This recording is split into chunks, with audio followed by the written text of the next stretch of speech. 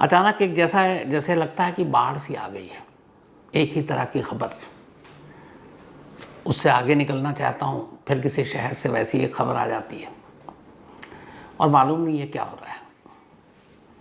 बेंगलुरु से फिर एक घर से एक बैग मिला और उस बैग में एक बीवी बंद थी, मुर्दा।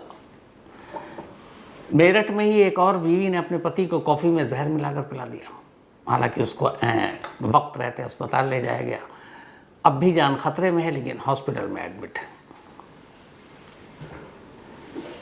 ये मियाँ बीवी के बीच में जो खून, कत्ल, मर्डर वाले किस्से आ रहे हैं, ये क्यों हो रहा है मुझे नहीं मालूम। थोड़ा आप लोग भी सोचिएगा, कहीं ऐसा तो नहीं है कि ये जो 7 जन्मों का बंधन, और इस बंधन को कुछ लोग सच में बंधन मानने लगे उस तरीके से कि कैद हो गए, या फिर सोसाइटी और समाज को दिखाने के लिए जो अरेंज मैरिज, या फिर उस वजह से बेमेल जोड़ियाँ, लड़की की सोच अलग, लड़के की सोच अलग, जबरन शादी करा देना, कई चीज़ें एक साथ हो सकती हैं और यही वजह एक है डिवोर्स का मामला।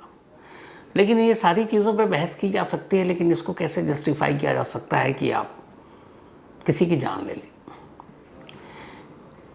एक पढ़ा लिखा सॉफ्टवेयर इंजीनियर शख्स अपनी बीवी को मारने के बाद, उसका कत्ल करने के बाद, लाश के करीब फर्श पर बैठ जाता है और पूरी रात उसके पास बैठा रहता है और पूरी रात उससे वो बात करता रहता है कि तुम मुझसे क्यों झगड़ा करती हो, क्यों तुम मुझसे लड़ती हो, क्यों तुम मुझसे बहस करती हो, क्यों तुम मुझ पर शक करती हो, क्यों तुम्हें लगता है कि तुम्हारी नौकरी या बेरोज़गारी के लिए मैं जिम्मेदार हूँ, क्यों तुम मेरे साथ खुशी से नहीं रह सकती थी। ये सारी बात पूरी रात करता रहा उस बीवी के साथ जिसे थोड़ी देर पहले उसने मारा था। आज की कहानी बेंगलुरु के एक ऐसे कपल की कहानी है जिनकी शादी सिर्फ 2 साल पहले हुई थी। दोनों अच्छे परिवार से। राकेश खेडेकर, 35 साल की उम्र, सॉफ्टवेयर इंजीनियर और सीनियर प्रोजेक्ट मैनेजर, हिताची मशहूर कंपनी है तो हिताची सिस्टम में सीनियर प्रोजेक्ट मैनेजर। गौरी संबेकर, 32 साल की। गौरी संबेकर ने मास कॉम किया, मीडिया में, शायद जर्नलिस्ट बनना चाहती थी। तो गौरी और राकेश की शादी दोनों के घर वालों की मर्जी से अरेंज मैरिज थी। राकेश पुणे में रहा करता था, घर वालों ने रिश्ता देखा, दोनों की मर्जी, शादी तय हो गई। 2022 में दोनों की शादी हुई, 22 के एंड में। राकेश पुणे में ही बेस था, वर्क फ्रॉम होम कर रहा था इसी हिताची सिस्टम कंपनी के लिए, और गौरी एक कंपनी में काम कर रही थी। जिंदगी ठीक ठाक चल रही थी, सब कुछ ठीक था। लेकिन अचानक अभी फरवरी में राकेश को एक ऑफर मिला बेंगलुरु से, और बेंगलुरु उसने ट्रांसफ़र ले लिया, बेंगलुरु पहुंच गया। गौरी ने भी अब पति के साथ जाना था, नौकरी छोड़ दी। राकेश ने कहा चलो बेंगलुरु में दूसरी जॉब कर लेना तुम। अब मियाँ बीवी दोनों बेंगलुरु पहुंच गए फरवरी में। बेंगलुरु जाने के बाद साउथ बेंगलुरु के एक अच्छे इलाके में इन्होंने एक फर्स्ट फ्लोर पे अपार्टमेंट किराए पर लिया। अब दोनों हस्बैंड वाइफ वहीं रहने लगे, सब सेट हो गया। वर्क फ्रॉम होम अपना वहाँ से भी राकेश कर रहा था। इधर गौरी ने हर कंपनी में अपना बायोडाटा, CV जमा करना शुरू किया जॉब के लिए। अब बेंगलुरु ही उनका आशियाना था आने वाले कई सालों तक, तो गौरी ने तय कर रखा था यहीं वो जॉब करेगी। शादी से पहले भी उसने कह रखा था कि मैं जॉब करूंगी, और राकेश तैयार था। अब इधर दिन बीतने लगे, घर सेट हो गया, लेकिन गौरी की नौकरी नहीं लग रही है। धीरे धीरे गौरी पर फ्रस्ट्रेशन हावी हो गया। अब वो राकेश को टोकती कि मेरी नौकरी नहीं लग रही है, अच्छा खासा मैं पुणे में काम कर रही थी, तुम पुणे से यहाँ चले आए, तुमने अपना करियर देखा, मेरा करियर देखा नहीं। इस बात पे मियाँ बीवी में नोकझोंक शुरू हो गई। राकेश कहता सब्र करो, मिल जाएगी, कोशिश करते हैं, अभी ज़्यादा वक्त हुआ नहीं।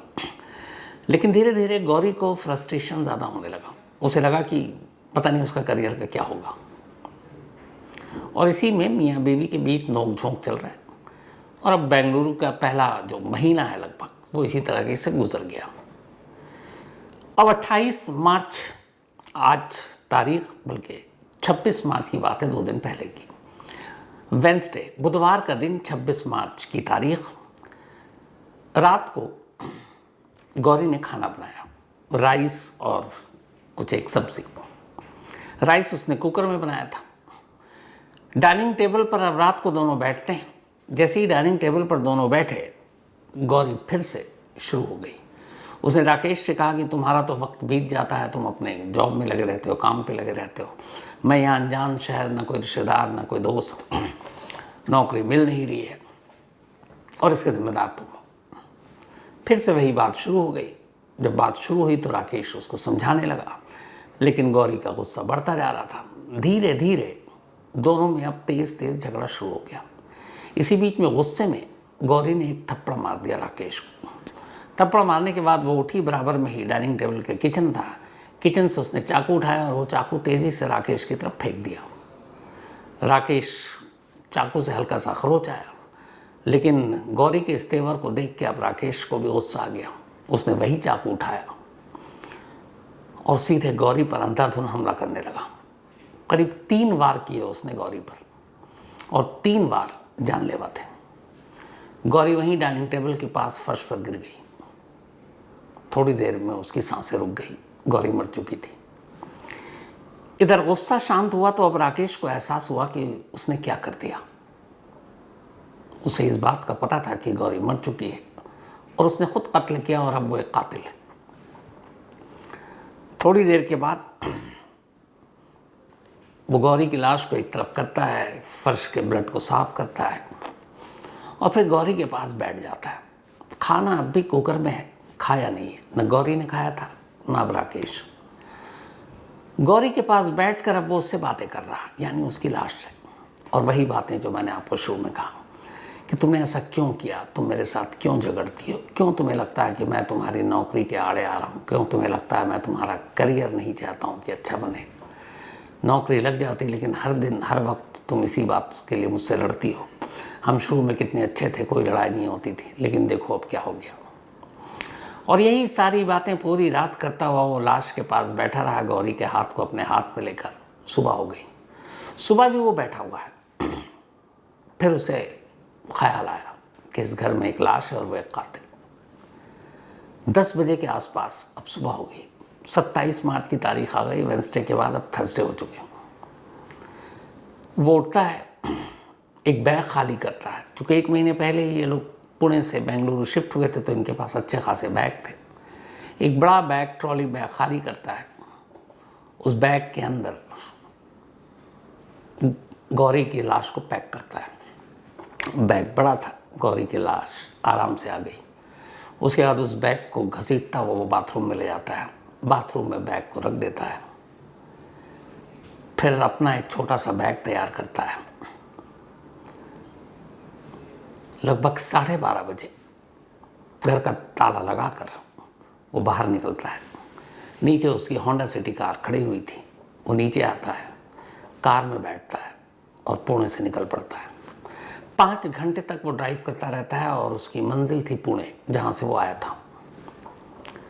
5 घंटे की ड्राइव के बाद शाम के करीब 5:30 बजे थे, तब वो अपना मोबाइल उठाता है।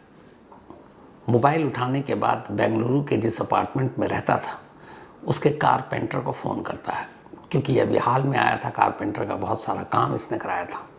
और जो लैंडलॉर्ड था जिसके घर पे ये किराए पे रह रहा था, वो उसी में ग्राउंड फ्लोर पर रहते थे। फर्स्ट फ्लोर पे ये रेंट पे रहता था, ग्राउंड फ्लोर पे लैंडलॉर्ड। कारपेंटर को फ़ोन करता और कारपेंटर से कहता है राकेश कि उसकी वाइफ गौरी ने खुदकुशी कर ली है और उसकी लाश इस वक्त बाथरूम में पड़ी है।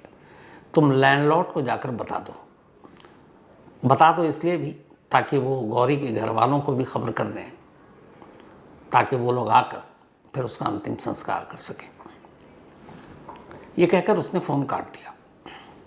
जैसे ही ये बात सुनी कारपेंटर ने, वो बदहवास लैंडलॉर्ड की तरफ भागा।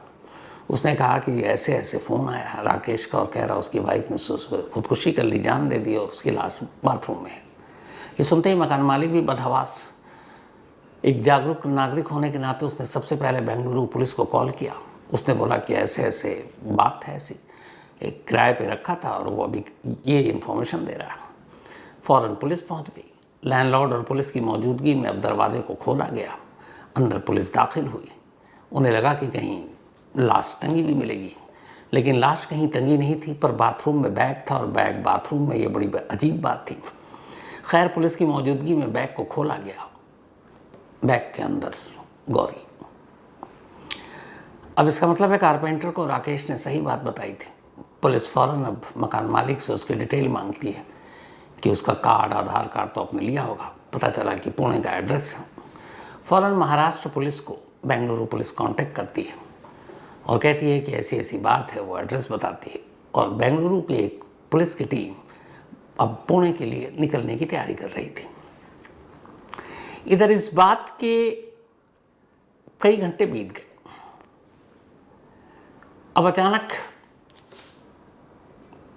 27 की ही देर, मतलब रात तक ही, पुणे में एक पुलिस स्टेशन है, शिरवाल पुलिस स्टेशन।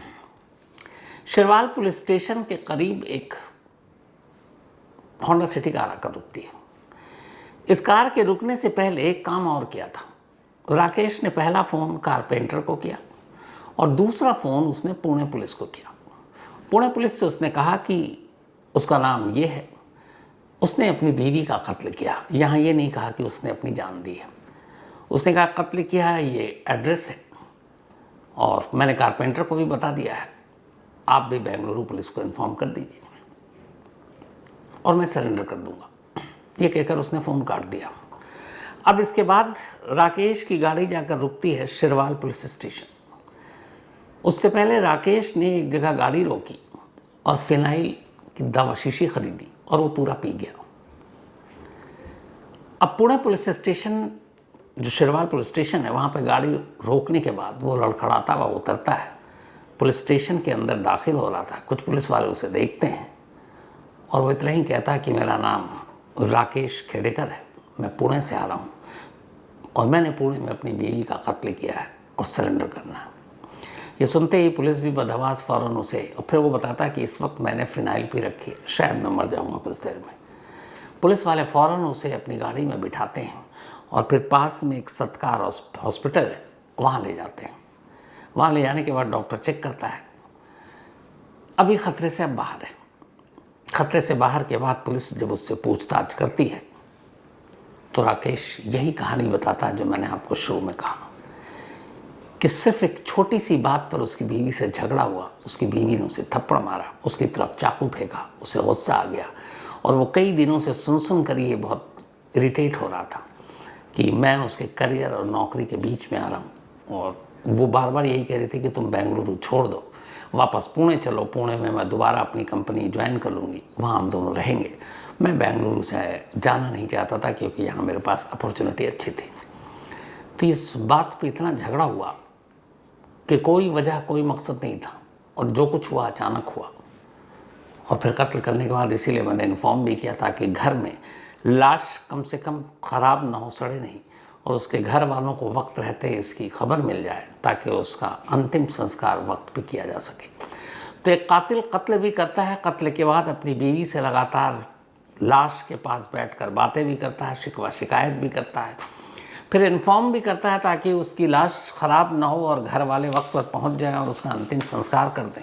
फिर ख़ुद पुलिस को फ़ोन करता है और आखिर में जहर पीकर पुलिस के पास खुद ही चला जाता है और सरेंडर भी कर देता है। एक पढ़ा लिखा सॉफ्टवेयर इंजीनियर, एक ज़रा सा गुस्सा, कहते हैं ना गुस्से में इंसान क्या कुछ हो जाता है। पूरी ज़िंदगी बर्बाद दोनों की। शादी को सिर्फ 2 साल हुए।